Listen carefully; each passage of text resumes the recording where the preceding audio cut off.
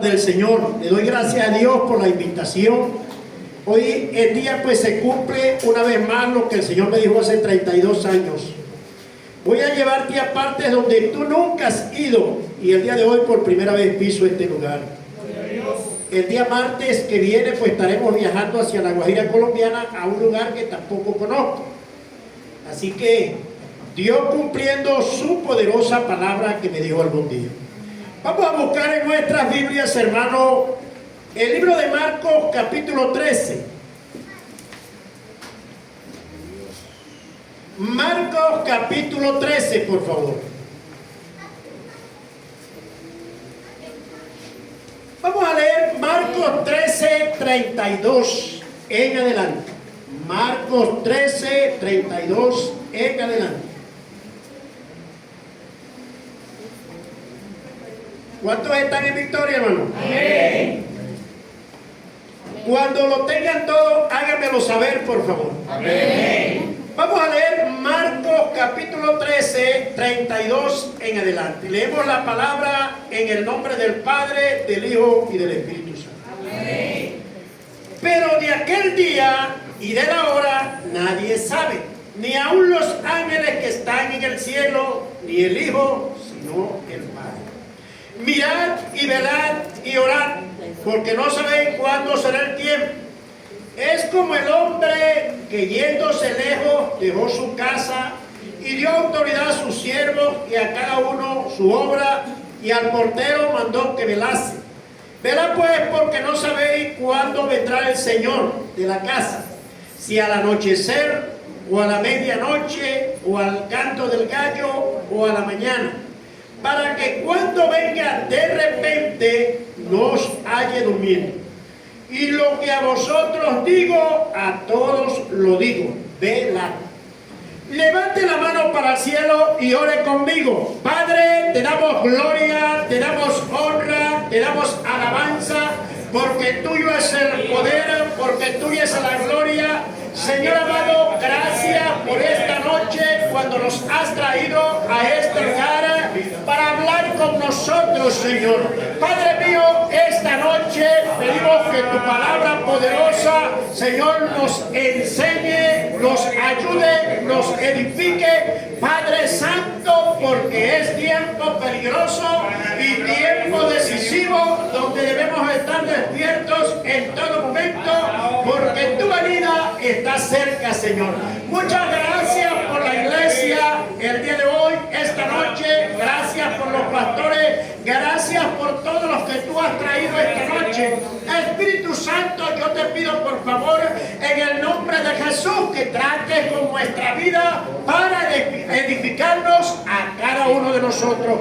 Gracias, Padre, en el nombre de Jesús. Y la iglesia dice amén. Diga más fuerte, amén. Están calladitos, vale. Tomen asiento. Quiero, hermanos, compartir la palabra de Dios con ustedes bajo el tema de repente. ¿Cuánto dan gloria a Dios? Hay cosas, hermanos, y más en este tiempo que estamos viviendo, hermanos, que algunas veces no queremos que sucedan de repente.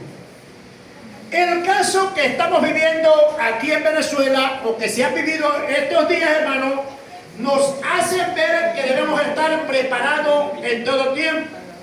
El caso que usted mismo sabe, igual que yo, que pasó en Caracas o en La Guaira, a muchos les tomó de sorpresa, ¿verdad? Pero nosotros, los que estamos en el Señor, nosotros los que conocemos la palabra de Dios, sabemos de antemano que estas cosas tienen que venir, porque están en la Biblia, porque están profetizadas en la palabra del Señor. De tal manera que cada uno de nosotros lo que tiene que tomar, hermano, es un poco, digamos, de conciencia y meterse más en la Biblia y entender estas situaciones.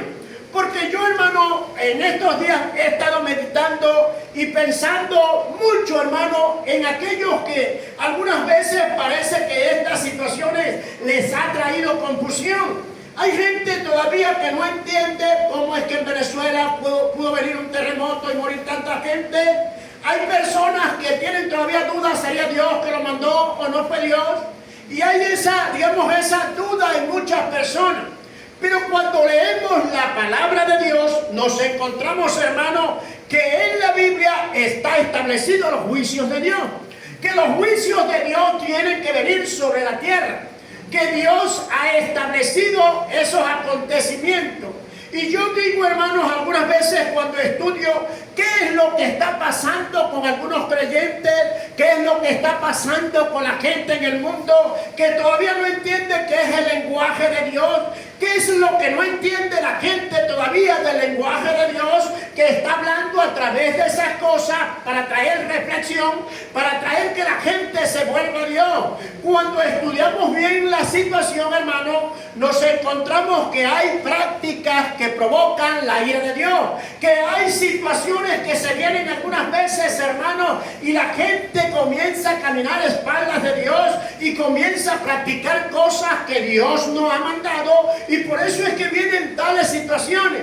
Yo leyendo la palabra del Señor me encuentro, hermano, que los juicios que vienen sobre la tierra están establecidos en la palabra. Y para entender eso, hermano, tenemos que ver que todos los juicios que están establecidos y que vienen al mundo tienen un propósito. Cuando yo leo el libro de Génesis capítulo 6, examinando bien, hermano, el capítulo 6 de Génesis, hermano, que es el primer juicio que Dios mandó sobre este mundo, nosotros cuando estudiamos bien la palabra, hermano, nos damos de cuenta que habían cosas que aquellas gentes estaban practicando, que la gente se habían vuelto a espaldas de Dios para hacer cosas que Dios no mandó. La Biblia dice que cuando los hombres comenzaron a multiplicarse sobre la faz de la tierra, hermano, comenzó, hermano, una mezcla, una liga de razas, hermano, donde comenzaron las gentes a casarse, o los hombres a casarse más de una vez. Ese era el pecado de aquella gente en el tiempo del diluvio. Se casaban más de una vez, en otras palabras, practicaban lo que se llama la poligamia. Quiere decir que eso, hermano, es una práctica como comer arepa con mantequilla hoy en día. Y por esa causa Dios le desagradó. Leemos el capítulo 6 de Génesis, hermano, y nos encontramos que la tierra se había corrompido. Y dice la Biblia que estaba llena de violencia. Y la palabra en el capítulo 6 del libro de Génesis, hermano, dice que Dios miró. Lo que nos da a entender, hermanos míos, iglesia del Señor, que Dios está siempre pendiente de todas las cosas que pasan en la tierra. Dios no deja pasar nada por debajo de la mesa. Dios siempre está pendiente de cada detalle en la tierra. La Biblia dice que Dios miró y vio que la tierra estaba corrompida. Los hombres habían corrompido su camino. Eran practicantes solamente del mal. La palabra dice que comían, bebían, se daban en casamiento. Y yo digo, hermano, pero si esa es una práctica que normalmente nosotros la hacemos, pero estaban distorsionados. Lo original lo habían echado a un lado y estaban corrompidos delante de Dios. Dios miró en el día de Noé, hermanos míos, que estaba corrompida la tierra, y decidió entonces enviar un juicio. Entonces me pregunto yo y le pregunto a usted, ¿quién es el que manda los juicios en la tierra? Pues Dios mismo. Pero la gente se corrompe cuando hacen lo malo, practican lo malo, le dan la espalda a Dios, comienzan a practicar cosas que Dios no mandó. Es entonces donde vienen los juicios sobre la tierra. Dice la Biblia que solamente un hombre se había ganado el cariño de Dios, y ese hombre no era otro hombre que Noé. Hermanos míos, en aquel tiempo, por la corrupción, Dios trajo un juicio terrible. Vino un diluvio que acabó con todo. Hoy en día nos encontramos con gente diciendo, algunas veces cuando uno habla la palabra, hermano, pero ¿cómo Dios va a destruir este mundo donde hay tantos niños inocentes? La pregunta sería la siguiente: en el día de Noé, hermanos, en el tiempo del diluvio, ¿había niños? Sí había niños, pero digamos, en aquel tiempo se había corrompido, digamos, aquella generación. Dios trajo un diluvio. Quiere decir que Dios está pendiente de todo lo que pasa en la tierra. ¿Cuánto da gloria a Dios? Den un aplauso.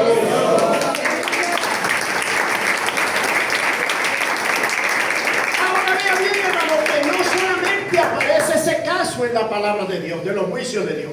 Génesis capítulo 19 relata también de otros juicios. Pero para entender Génesis capítulo 19 tendríamos que ir a Génesis 13:13. Para que usted entienda que dice la Biblia que aquella gente de Sodoma y Gomorra, dice la Biblia, los hombres de Sodoma y de Gomorra eran pecadores en gran manera. Anote esa palabra, en gran manera contra Jehová Dios.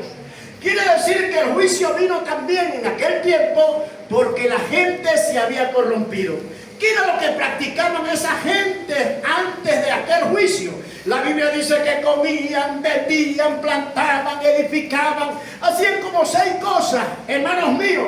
Pero la gente en ese tiempo estaba corrompido. ¿Sabe uno de los pecados de Sodoma y Gomorra? La soberbia, hermanos míos, era el pecado principal de aquellas grandes ciudades. Pero hermanos, también practicaban lo que llaman la violación en grupo. El hombre extranjero que pasaba por aquellas ciudades lo violaban todos los hombres. Entonces había un maltrato hacia el extranjero. Dios estaba viendo que aquellas ciudades estaban corrompidas en gran manera. ¿Qué otro pecado practicaban en Sodoma y Gomorra? Lo que llaman la homosexualidad. Practicaban otro pecado, era tener relaciones con animales. Quiere decir que esas 2 grandes ciudades estaban corrompidas. Dios miró también. Y hoy les hago énfasis en que Dios está pendiente de todas las cosas que pasan en esta tierra. Dios es el dueño de toda la tierra. Dios es soberano. Dios es el dueño de nuestras vidas. Dios es un Dios de amor, pero no olvidemos que Dios es un Dios de justicia. Amén. Por eso es que tiene que castigar la maldad. Y la Biblia dice, hermanos, que Dios miró. Allí en aquella ciudad había un hombre llamado Lot, sobrino de Abraham. Dios envió unos ángeles para sacarlo. Ya Dios había dictaminado destruir las ciudades con fuego y azufre. Hermanos míos, y dice la palabra que los ángeles llegaron a la caída de la tarde, que querían quedarse allí en la plaza. Y dice la Biblia que Lot salió para, digamos, hacerles entrar a la casa de él, porque él sabía la práctica que hacía esa gente de violar a los extranjeros. Hermanos míos, después de insistir bastante con él, los metió en su casa. La Biblia dice, hermanos, que cuando aquel hombre cerró la puerta, desde el más joven hasta el más viejo, rodearon la casa de Lot. ¿Para qué la rodearon? Dice la Biblia que aquellos hombres le dijeron a Lot, saca a esos varones que han llegado a tu tejado. Hermanos míos, eran 2 ángeles poderosos. Sácalos. Y la Biblia dice para que los conozcamos. Pero no es de conocer, tú te llamas Pedro, yo me llamo Juan. No, hermano. Era de tener relaciones con los ángeles. Los hombres estaban pervertidos en gran manera. Lot sale y habla con aquellos hombres. Y les dice, ahí tengo 2 hijas que no han conocido varón. Miren cómo estaba esa gente de corrompido. Y dice, te las voy a sacar para que ustedes hagan con ellas lo que ustedes quieran. Pero los hombres querían tener relaciones con los hombres. Esas ciudades estaban corrompidas. Y Dios, que mira desde los cielos, hermano, que mira la maldad, que es justo, que es justiciero, miró para destruir esas grandes ciudades. La Biblia dice que mandó a sacar a Lot, ¿verdad? Juntamente con las hijas, y salió también su esposa. Después que ya iba amaneciendo, cuando comenzaron a salir, la mujer de Lot también iba, hermanos, en el camino de la salvación. Pero había un mensaje que Dios le había dicho. Dios le había dicho que cuando salieran no miraran para atrás. Hermanos míos, el error fatal de la mujer de Lot fue mirar hacia atrás. Iba saliendo el sol y dice la Biblia que aquel hombre iba con su familia y la mujer de Lot miró atrás y le cayó el juicio. Hermano, hay gente todavía en la iglesia hoy en día que todavía están en la iglesia del Señor, pero su corazón todavía está en el mundo. Dios está llamando a que vivamos una vida más consagrada para Él, que vivamos una vida más pura para Él, que nos apartemos más para el Señor. Denle un aplauso al Señor.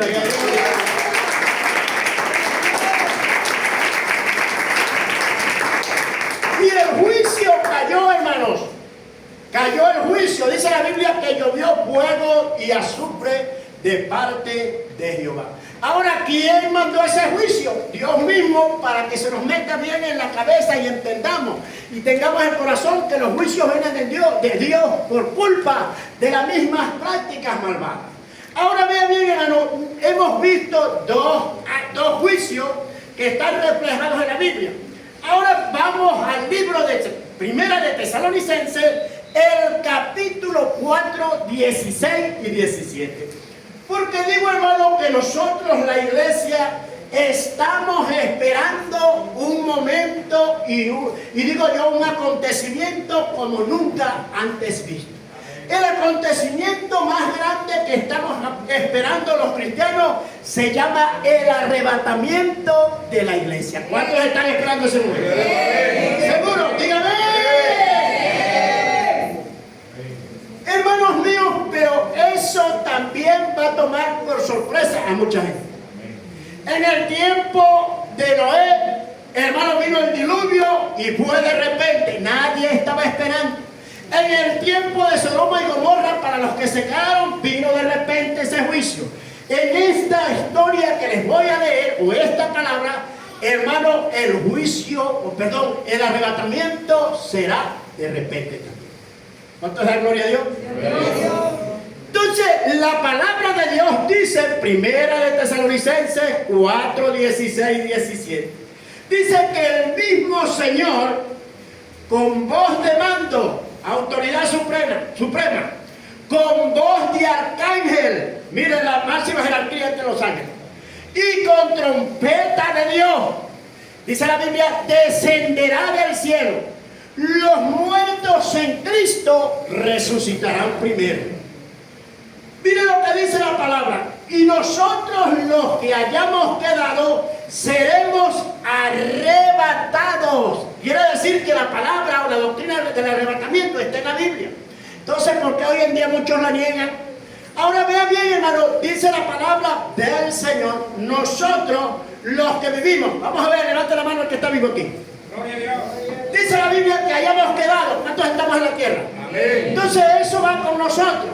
Nosotros los que vivimos, los que hemos quedado, seremos arrebatados para recibir al Señor en el aire. Hermano, estamos esperando ese acontecimiento que será de repente, cuando nadie lo esté esperando.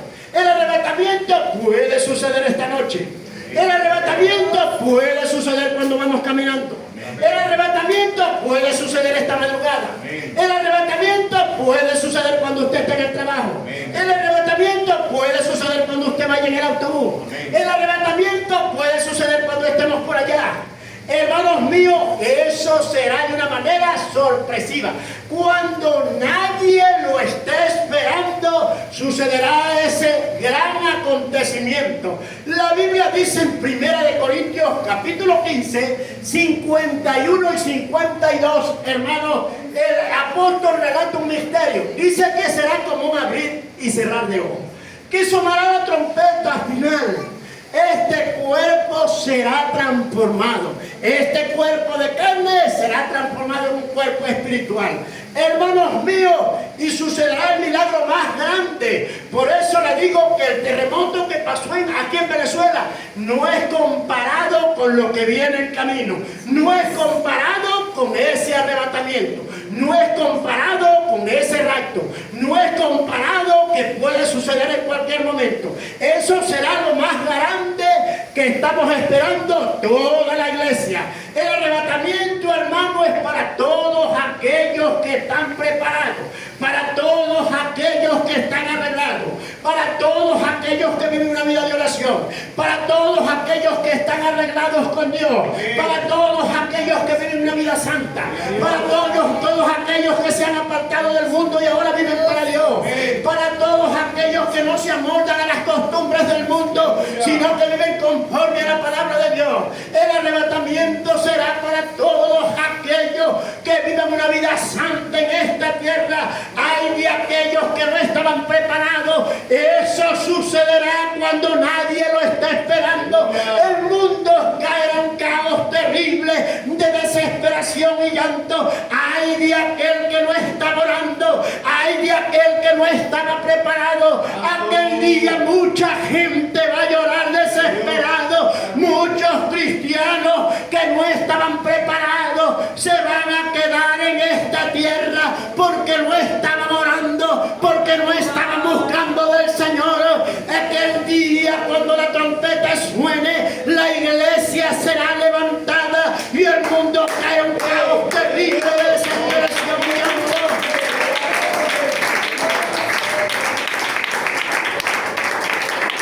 Por eso es que le digo esta noche, iglesia del Señor, que hay que estar velando.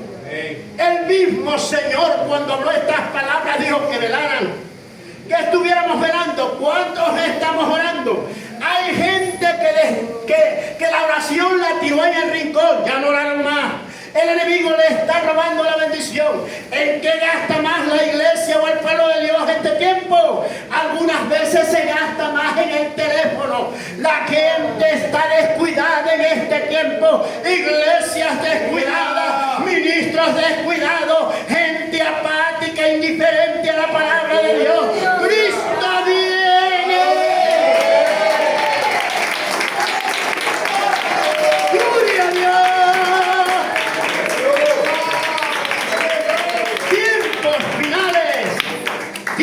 Decisivo. Gente que está en la iglesia, el pastor tiene que estar metiéndole la garrocha caliente para que vaya a la iglesia. Gente que no está orando, no está esperando a Cristo, no están esperando al Señor, están descuidados, están apáticos, están indiferentes, no están orando como Dios quiere que oren. Oye bien, iglesia del Señor.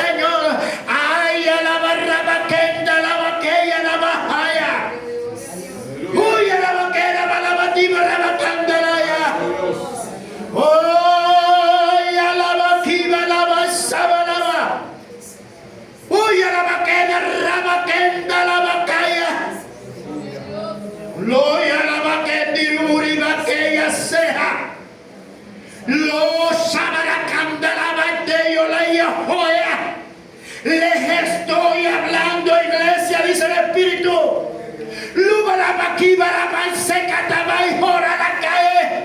Vendrán cosas más terribles para este país.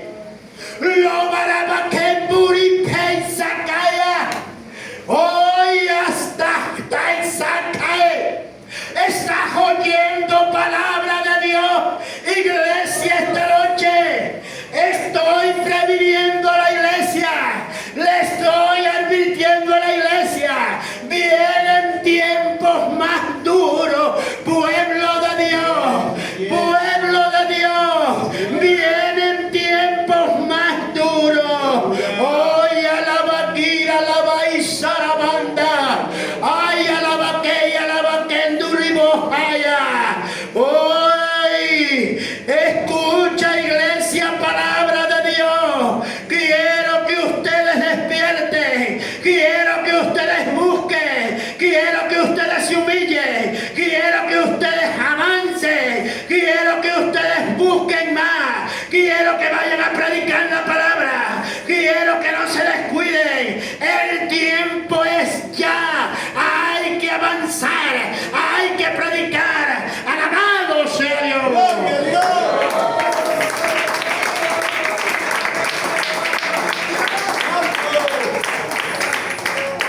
Tiempos decisivos. Tiempos decisivos, iglesia. Hay algo que Dios quiere con ustedes. Hay algo que Dios quiere con ustedes. Pónganse en pie. Pónganse en pie. Pónganse en pie. Aleluya. Aleluya. Aleluya. Levante la mano arriba. Dios quiere que usted esta noche se sumerja en Él.